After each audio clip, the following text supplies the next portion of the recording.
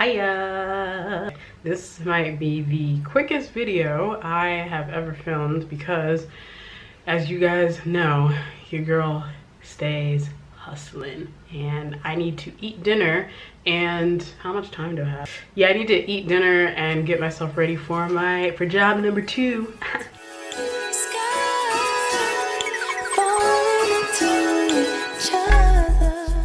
You are tuned in to Nomad Peeps TV. As if you saw the last video, we are in a new world, new moon. Who this?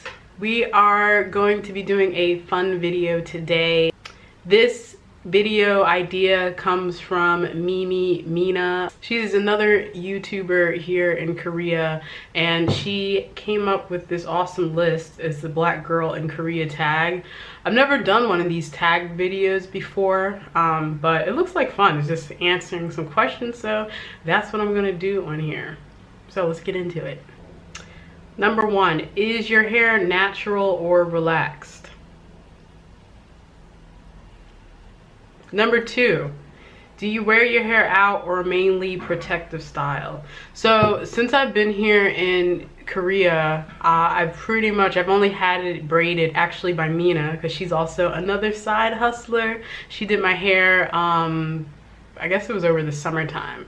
So I hate humidity and so does my hair. So normally I try to keep it in protective style, and especially in the winter time, the temperature's starting to drop right now here in Korea. So I'm definitely planning on getting this, all it is, into a protective hairstyle soon, just because for a lot of curly headed individuals, winter weather air can be really dry and really harsh on our follicles. So gotta protect your neck. It's like, nah, protect my hair. I need to do that. Number 3 says, your favorite thing about being Black?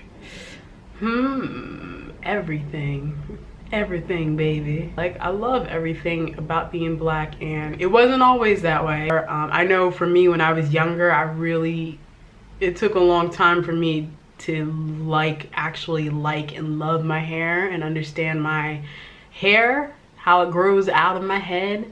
And honestly, like, I would say I didn't really love my hair probably until after college.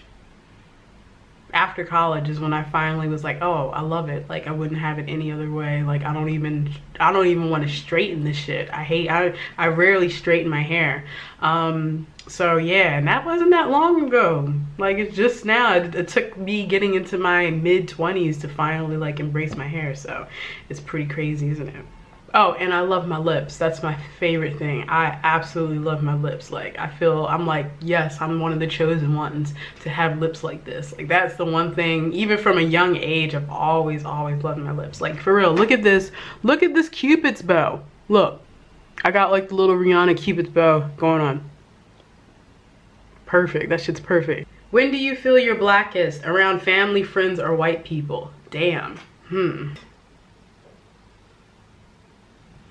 I don't know how to answer that question. That's a good one. Mina, this is a good one. Because I can understand how someone would feel they're blackest around non-people of color, like white people, or because, they have a habit, whether it's directly or indirectly, they have a habit of reminding you that you are a Black person, even if it's through their own uncomfortable, awkward, like, shit. So, I mean, I don't know. I feel like, yeah, there's instances of that, but at the same time, even when I'm around my family, I feel like I'm definitely my blackest, because I feel like, especially my mom and my brother in particular, and my grandmother, I would say, like, basically my core family, I feel the blackest because I just feel like I'm myself, I guess. So yeah, I would say that's when I would feel the blackest.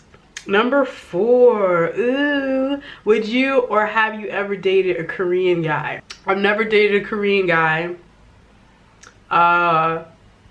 Would I date a Korean guy?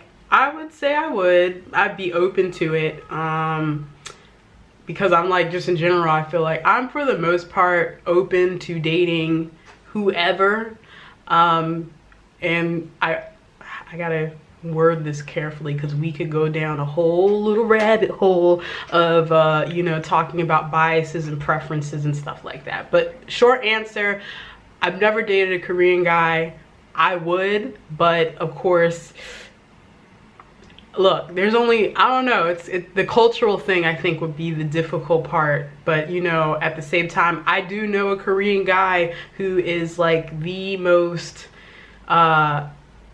aware, woke, I hate using that word, but he's the most aware, woke person that I know. Juno, you know, you guys maybe have seen some vids, that's who I'm talking about. But anyway, yeah, he's like the only one that I know, and you know, he's more my brother. So but yeah, I definitely be open to him. Korean guys, they are good looking. I mean, I think there's beauty in every culture and every people on this earth, and I'm not going to sit here in front like Korean guys, you know, they don't, sometimes they got the sauce. They got the sauce a little bit. How do you feel about interracial? I can't talk, y'all. How do you feel about How do you feel about interracial Black and Korean couples? Damn. How do I feel about that? I mean, I don't feel any particular way. I mean, it's a beautiful thing. I think people feel some type of way about it because it is very common to find Black dudes with Asian women. That's common as hell, especially here in Korea with the military. The reverse of that, be it Korean men with Black women, that is something, of course, people are always like, ooh, ooh, everybody gets a little bit, you know, shook with it because it's not something that's common. But like in general, I kind of feel like, you know, if people find each other, they love each other, then, you know, good for them at the end of the day. I don't really have any type of particular feeling about it. I don't know, I think love is, you know, love is love. But I mean, I just get worried because I feel like with a lot of, sometimes you see these couples, and I think a lot of people, whether it's conscious or unconscious, they have a habit of kind of like there can be a, I guess there can be a fetishization.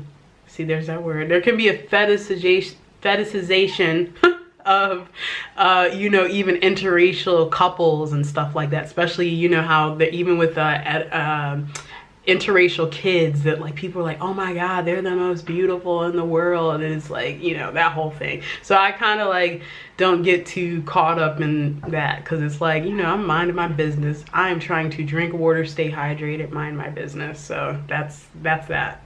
Have you ever worn your bonnet? Oh, this is number 6, by the way. Have you ever worn your bonnet to bed with a Korean guy?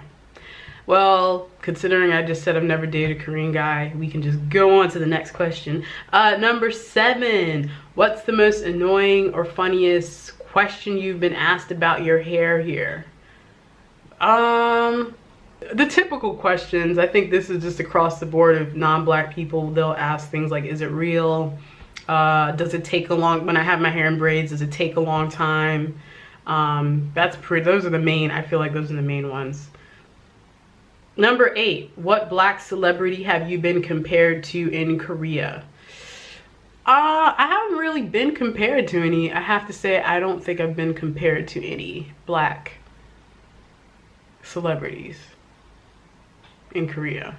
I feel like the main Black celebrities that they know, or especially women, is more like Beyonce, Rihanna, which I look nothing like either of them. So yeah, like I've gotten comparisons from not Koreans, but this is just from other people, Black, white, whatever. I've gotten comparisons to like, our people bring up, what do they bring up? Jill Scott, maybe Missy Elliott once before, but like that's, I don't know. I think they just see fat Black chick. They're like, oh, Missy Elliott or something. So I don't really know, but yeah, that's pretty much it on that. Have you been to the hairdressers in Korea yet? Number 10, how much do you pay to get your hair done in Korea? For the braids, I've only got my hair done twice here in Korea, and each time for like box braids, I pretty much have paid about anywhere between like, I feel like between 130,000 to 160,000 won is pretty much what I paid for like getting braids. Number 11, have you found your foundation shade at any stores? Number 12, do you enjoy the Jinjilbang, which is the spa here, public spas? Why or why not? I've been only once, and it was in Seoul, Dragon Palace. If any of you guys know that, it's in Yongsan. And I went with some friends. It was like late at night, and I loved it. Granted that this one is probably, it's big. It's like 6 floors, and a lot of foreigners go there. So I didn't have a bad experience because it was like whatever, you know, it was great. I enjoyed it. Now, I don't know if I would go to a local one here. I haven't gone to one here in Pyeongtaek where I live because, well, I don't know where it is. I've never looked it up. And then on top of that, I've heard that, you know, people or like the Koreans, when it comes to foreigners coming in and people who have tattoos, they get a little bit shook. So they're like, you know, might, I don't know, chase you out of there with pitchforks and torches. I don't know. Number 13, do you have any tattoos? Yes, I do. I have one here, and I also have like a little, my sailor's tattoo, so to speak, that I got when I was working on the ship. And yes, I did get this on the ship. One of my Filipino coworkers did it. So it's not the most amazing tattoo, but there's memories attached, so. Number 14, can you count on one hand how many other black people are in your neighborhood? Y'all, I can't even use a pinky finger to count. Just stopping the video here to mention that there is another black person in my neighborhood. I actually met her just the other day. So, yeah, the same girl mentioned in this video. So yeah, got another sister. There are foreigners here. Plenty of foreigners here in Pyeongtaek where I live, but as far as this area I'm in, as far as the neighborhood, no. I was walking home one day and I did see, well, I don't want to say girl because she looked like maybe she was my age, late 20s or something. She was walking, had cute little braids and everything, and I saw her walking down my street, and I think I saw her one other time. But she was like, she was coming from my areas, but I never saw the chick again. So I don't know if she lived in the area, but it would have been cool to, cause I don't know, this is gonna be a future video, but black folks here in Korea, we be giving each other the cold shoulder sometimes. We give each other the cold shoulder sometimes, and I don't know what the hell is up with that. Like, and I'm not saying that we gotta be like best friends forever. I'm not saying that, but it's like, you know, a little head nod from time to time, or it's like, I get it. Like, I'm not saying we have to be, you know, I'm not saying it has to be like that all the time, but sometimes like the mean mugging is just too much. It is too much. I don't know. 15, where do you buy hair products in Korea? So for the most part, this is funny because I actually am starting to run low on some ish. There's plenty of places here in Korea to buy hair products. There is Honey Hair, which is black owned here near Camp Humphreys, which is like one of the main military bases here in Pyeongtaek.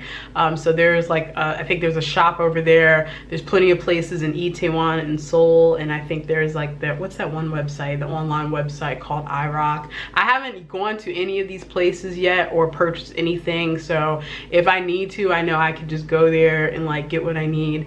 But so I still have my mom, to be honest, I still have my mom sending me stuff from home a lot of the time. So, because I use, my mom has been making soaps and body butters for like years. So I'm used to what I'm used to. 16, what is your favorite food in Korea? Damn, there's so many delicious things here in Korea. What is my favorite? I feel like, you know what? I feel like the stuff that I like, everybody kind of knows about, and then there's some things that I really enjoy that I kind of have grown. It depends on, I gotta be in the mood for it. I know this is going to sound very typical, but I absolutely love kimchi, especially the daikon or the radish, like the cubed ones. Absolutely love that one. Love the cucumber one.